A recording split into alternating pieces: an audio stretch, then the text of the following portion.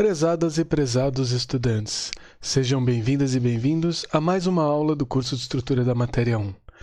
Na videoaula de hoje, falaremos da regra de quantização, ou seja, a expansão do modelo de Bohr, para admitir também órbitas elípticas, né? E a gente vai ver que, mesmo assim, esse modelo vai ser insuficiente para explicar os dados experimentais. Então, dessa maneira, terá que ser construída uma nova mecânica quântica, né? Essa mecânica quântica que foi construída em duas formulações, a formulação matricial e a formulação ondulatória, que é o que a gente vai ver até o final desse curso. Então, a gente vai terminar esse curso compreendendo o átomo de hidrogênio. Mas antes de chegar, né, na nova formulação, a gente vai falar um pouco dessas regras de quantização e um conceito-chave, né, que é o princípio de correspondência, né? Então, as previsões na mecânica quântica têm que ser obtidas, né, no limite clássico, né? Essas regras têm que funcionar. Mas primeiro, falando das regras de quantização, foi observado, né, então a gente construiu um modelo, né, atômico. De que maneira? A gente não falou, mas existia o modelo da esfera dura de Dalton, né? O átomo, né? O indivisível, mas depois observou-se que existiam elétrons, né? E elétrons estavam em todos os elementos. Se elétrons estavam em todos os elementos, a gente tinha uma questão de como distribuir a carga dos átomos. Então, o primeiro modelo que a gente viu foi o de Thomson. O modelo de Thomson não consegue descrever o experimento de espalhamento de partículas alfa, né, que é o experimento de Geiger e Marsden, e para isso Rutherford postulou a existência de um núcleo num modelo planetário. Então, um núcleo e órbitas, né, clássicas, circulares num primeiro instante, em que os elétrons estavam distribuídos. Só que isso tem um problema, né, eletromagnético, e o problema eletromagnético de estabilidade é que cargas aceleradas irradiam, e se elas irradiam, elas vão perdendo energia e o elétron teria uma trajetória espiral até o núcleo. O Bohr postulou, então, que já que a gente está falando do mundo do muito pequeno, né, sistemas atômicos e subatômicos, que essas órbitas propostas, né, inicialmente por Bohr, elas não pudessem ter qualquer valor clássico permitido, mas somente alguns valores específicos seriam permitidos. Então ele propôs uma quantização de momento angular e ainda postulou que o elétron que está numa dessas órbitas, ele não irradia, ele só irradia quando ele faz uma transição entre órbitas, né? Isso explicou, né, o átomo, o espectro do átomo de hidrogênio, mas isso não explicava espectros de outros elementos, né? Então, observando essa condição de periodicidade, né, então essas regras de quantização que a gente vai falar são para qualquer sistema físico, né, em que as suas coordenadas são funções periódicas do tempo, né? Então existem ciclos periódicos em que o sistema volta a uma mesma configuração. Isso permite expandir, né, o modelo de Bohr para outros tipos de órbitas, né? Não apenas as circulares, mas também as elípticas, né? E essa é a base do modelo de Sommerfeld. Mas nessa questão da quantização, né, o que a gente vai ver, né, e essa condição quântica se dá da seguinte maneira, né? Eu tenho uma coordenada Q, né, e eu tenho um momento associado a essa minha coordenada aqui, então um momento PQ. Se eu fizer, né, uma integral de caminho fechado, do momento em relação à minha coordenada, eu vou ter uma regra de quantização. Eu vou ter um número inteiro vezes a constante de Planck, né? Então, isso que conseguiu ser generalizado desses sistemas periódicos. Lembrando que o Bohr colocou, né, a condição de estabilidade da sua órbita como a quantização do perímetro, né, um número inteiro de comprimentos de onda que descreviam o perímetro dessa órbita, né? Então vamos ver um pouquinho melhor o que essa integral de fase quer dizer nos sistemas que a gente já viu que são quantizados, né? Então o primeiro sistema que a gente pode pensar é a quantização de Planck, né? Lembrando lá do começo do curso, né? Foi a origem, né, da quantização do quanta vem, né, da questão da radiação térmica, né? A radiação emitida por um corpo aquecido. Então a gente pode escrever, né, o movimento harmônico simples numa equação de elipse. E aí a gente vai fazer essa integral de fase, né, essa integral de caminho fechado. Então, se a gente escrever a energia total do meu sistema, né, eu vou ter que a energia total do meu sistema é a soma da energia cinética mais energia potencial, né? A gente está falando de osciladores harmônicos, né? Então, a gente tem como energia cinética o momento ao quadrado dividido por 2 vezes a massa, mas a energia potencial associada, né, à lei de Hooke, né? Então, a gente tem menos kx, né, como a lei de Hooke. Então, o potencial que está relacionado a essa força é menos a derivada disso em relação à posição.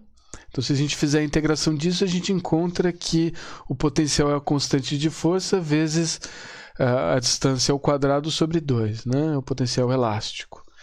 Então, se agora a gente reescrever, né, essa equação dividindo por energia, né, fazendo com que ela esteja sempre um valor 1, né, a gente vai ter uma equação de uma elipse que relacionam posição e momento. Então vamos lá. O x² fica dividido, né, por E, né, então 2e sobre k. Né, então eu deixo explicitamente numa equação de elipse para dizer que 2e sobre k é um dos eixos. E o momento px² fica dividido por 2 vezes m vezes e, né? Onde 2 vezes m vezes e é o outro eixo, né? Então, eu vou associar isso aqui com a equação de elipse, que é isso aqui, né? É x², né? Uma dimensão ao quadrado dividido por um dos eixos ao quadrado, mais a outra dimensão dividido pelo quadrado do outro eixo. E isso sendo igual a 1, eu tenho a equação de uma elipse. Então eu vou fazer a integral de caminho relacionando essa integral, esse momento, né? E se eu tenho, né, uma integral de caminho numa elipse, isso é basicamente o perímetro dela, né? Onde o perímetro dela é π vezes o produto dos dois eixos. Essa é a integral que eu tenho numa elipse, né? Então o A a gente viu aqui que ele vai ser a raiz de 2e sobre k, e o B vai ser a raiz de 2m vezes e. Então, o π continua no numerador, eu tenho e vezes e, dá e², né? Raiz de e vezes raiz de e, então fica e.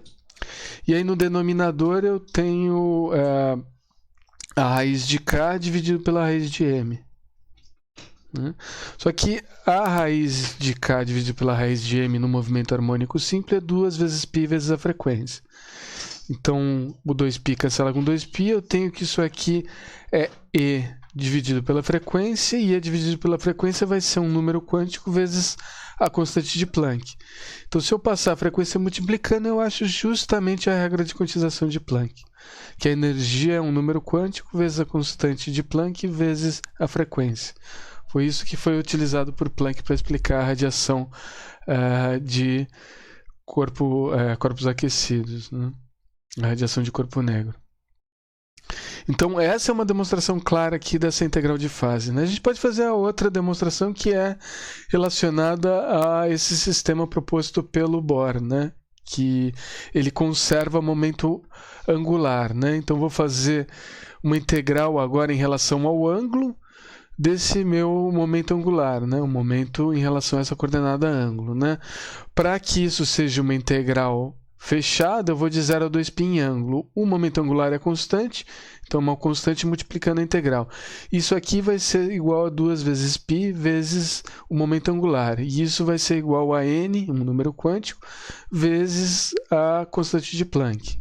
Então, se eu escrever L explicitamente como NH sobre 2π, H sobre 2π é H cortado, e eu tenho a quantização de Bohr escrita a partir dessa ideia da regra de quantização. Então, sempre que eu tenho essas condições periódicas no tempo, eu tenho uma regra de quantização. É basicamente essa ideia aqui. E aí, o que começou a ser feito para expandir o modelo de Bohr, uma vez que ele não dava conta de explicar todos os resultados experimentais, é pensar que por uma dada energia, né, a energia vai depender somente do eixo maior, né, ela vai ser chamada degenerada. Quando a gente vai fazendo a discussão do modelo de Schrödinger, os termos em energia vão ficar mais claros, mas isso é só para introduzir uma palavra que vai voltar depois.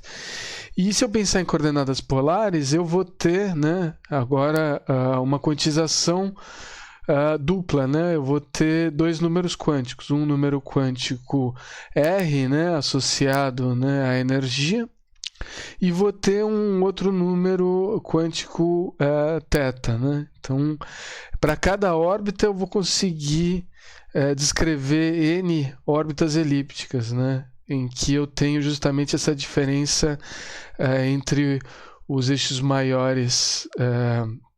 Eu vou ter o mesmo eixo maior, né? E aí eu vou ter diferentes excentricidades na órbita. Então essa é a possibilidade feita aqui de expandir esse modelo. E agora eu tenho dois números quânticos vão permitir que mais alguns resultados experimentais sejam explicados. Mesmo assim, isso não vai ser suficiente, como a gente já vai mencionar, né? O que a gente está fazendo aqui um pouco é mencionar. Eu vou deixar algum material suplementar sobre o modelo de Sommerfeld em si, né? Então, em particular, né, a gente tem a questão de estrutura fina, né, que eu falei que aquelas linhas espectrais, né, na verdade, elas são compostas por várias componentes, né, isso aqui dessa ordem, né, então precisava melhorar muito a resolução para conseguir observar que uma linha que existia antes, na verdade, são compostas por várias linhas, né, e aquela uma linha é porque tem energias muito próximas, né. A energia é o principal fator. Se a gente conseguir decompor isso, a gente vai ver que existe um outro número quântico associado. E essa tem relação com a estrutura fina das linhas. Então, o modelo de Sommerfeld basicamente considerava efeitos relativísticos, uma velocidade média do elétron e a excentricidade da órbita. Então é esse texto que eu vou deixar algo mais aprofundado sobre o modelo de Bohr no material suplementar, né? Mas só quero mencionar que existe esse modelo e existe essa tentativa de aprimorar o modelo de Bohr, que é tão simples do ponto de vista matemático. E ele é aprimorado introduzindo um novo número quântico, uma vez que as órbitas agora elas podem ser elípticas. Acontece que isso não era suficiente, né? Isso só funcionava para átomos de um único elétron, né? Átomos tipo hidrogenoides, né? Então, claramente, a gente não consegue generalizar para dois ou mais elétrons, né? Então, a gente precisa de uma teoria melhor, né? Além disso, a gente está condicionado a esses sistemas periódicos, né? E essa é uma hipótese que ela é um pouco inexplicável, né? A gente tem várias interações, né, e distribuições de carga que eu não sei se elas vão ser periódicas, né? E para finalizar, né, a gente não conseguia calcular taxas de transição, né, principalmente o problema das emissões espontâneas, né, e todos esses problemas são resolvidos quando a gente aborda a mecânica quântica de uma nova maneira. Então, por isso que essa era uma teoria provisória, né, e ela necessitava ser complementada. Além disso, né, vai ter um princípio aqui correspondência em que esses fenômenos quânticos, né, eles têm que conter a física clássica como limite. E esse vai ser um problema nessas transições, principalmente com o modelo de Bohr. A gente já vai ver isso, e nisso a gente encerra essa discussão desses modelos atômicos, e a partir da próxima videoaula parte para uma discussão utilizando uma nova mecânica quântica, a mecânica ondulatória de Schrödinger. Então, o que isso quer dizer, né? Esse princípio de correspondência, né? Porque essas previsões têm que corresponder, né, num limite clássico, né? Quando o estado de um sistema se torna muito grande, né? Qual que é esse limite? É justamente esse, né? Quando eu tenho um n, né, esses números quânticos muito grandes, eu estou retornando, né, a um sistema clássico, né? Vocês podem pensar isso no diagrama de níveis do hidrogênio. Conforme o n vai ficando muito grande, a separação entre os níveis vai ficando muito pequena. Se a separação entre os níveis vai ficando muito pequena, eles vão ficando se aproximando cada vez mais de um contínuo, né? Então essa é a ideia dos números quânticos muito grandes, né? Então qualquer regra de seleção, e aqui regra de seleção é uma regra que determina como uma dada transição se dá. A gente não vai entrar em muitos detalhes sobre essas regras, a gente vai apenas falar de uma delas agora, que é justamente para mostrar que o modelo de Bohr não é compatível, né? Se existe uma regra de seleção, essa regra tem que continuar sendo válida, né, tanto no limite clássico como no quântico. E é essa conta que a gente vai fazer agora. A conta se dá da seguinte maneira. A gente vai pensar na frequência de emissão, né? Então, qual que é a frequência de emissão, né, clássica, né, de um sistema? Um sistema que está numa órbita, né, que tem velocidade v em um perímetro 2πr, né, a frequência vai ser a velocidade dividido pela distância, né? Então, a velocidade constante, né, numa órbita circular, o perímetro justamente para ele dar uma volta e ter a distância percorrida em um ciclo, né? E aí eu consigo calcular a frequência desse ciclo. O que a gente vai colocar aqui é que da questão, né, de quantização das velocidades, né, a gente teria um NH cortado sobre R, né, relacionado à velocidade, né, isso vem da quantização de momento, e o R quadrado a gente pode, né, ainda utilizar aquele cálculo que a gente fez das órbitas, né, para relacionar ele com uma série de constantes. Quando a gente igualou ali a força eletrostática a essa quantização, ao movimento centrípeto, né? Ao movimento circular dessa partícula, que tem essa força centrípeta, mv quadrados sobre R, né? A gente conseguiu calcular um valor de R e a gente substitui ele aqui. Então esse valor vai estar ao quadrado, né? Era aquela série de constantes, né? Então o NH cortado 2π está aqui, o resto vem do meu R quadrado que eu calculei pelo modelo de Bohr, né?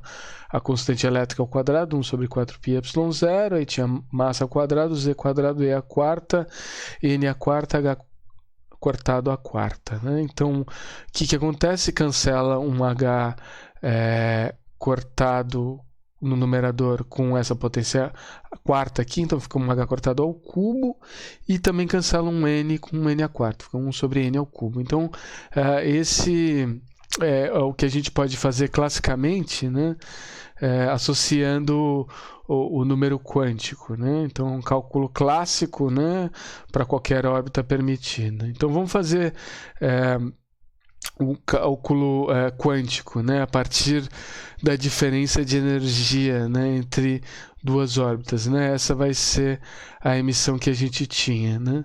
Então, se eu faço esse cálculo, né, agora eu tenho a diferença de energia entre as órbitas para eu ter emissão de radiação. Lembrando, eu só tenho emissão de radiação quando eu tenho a transição, né, no modelo de Bohr. Então, eu tenho que fazer esse cálculo da diferença de energia, né?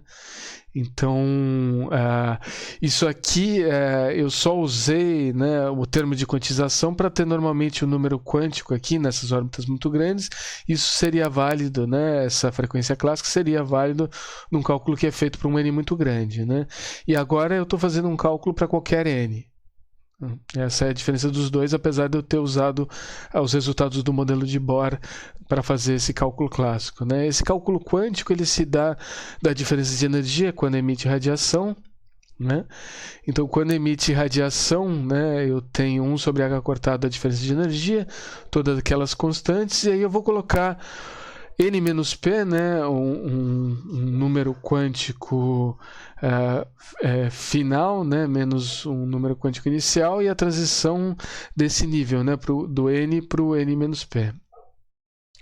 E aí eu vou fazer a expansão disso aqui, né, então coloco no mesmo denominador comum, então tenho n quadrado, n menos p ao quadrado, né? E vou ter esses fatores em cima, que eu fico n quadrado menos o quadrado disso aqui, que é um binômio perfeito, n quadrado menos 2 vezes o primeiro vezes o segundo, 2 vezes n vezes p, mais o quadrado do segundo.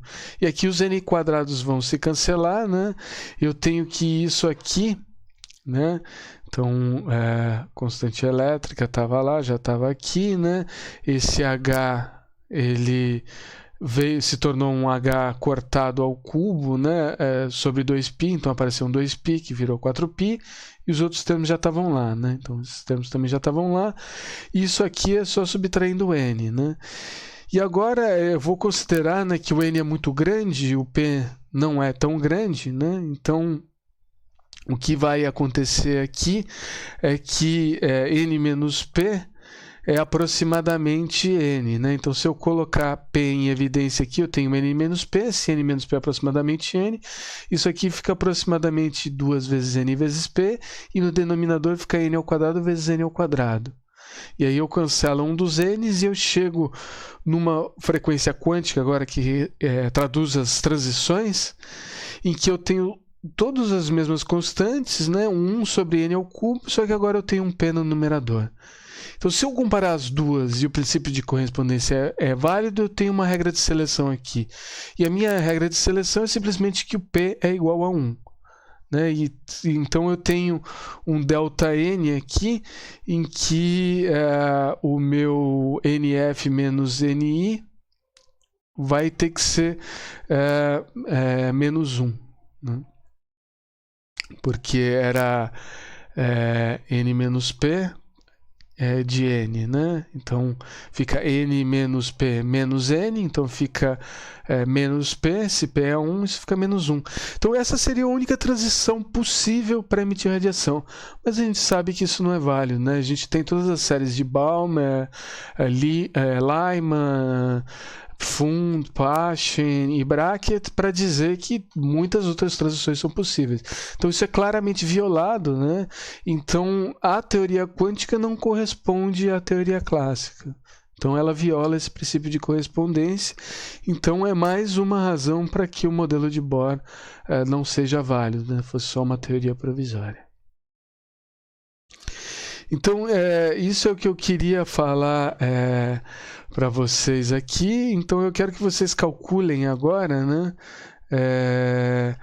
as previsões clássicas e quânticas, né, para a frequência de emissão de um átomo, né, de um fóton, né, desculpa, num átomo de hidrogênio, né, em que o número principal quântico seja n igual a 5, 100 e 1000, né? E aí vocês usam essa regra aqui, né? A gente tem a regra de seleção aqui, né? Que é essa, o P é igual a 1, então vocês calculam a frequência quântica a partir da fórmula exata e calculam a frequência clássica, né? Usando esses n's. E aí vocês vão ver que conforme aumenta o número quântico, as coisas vão ficando mais próximas, né?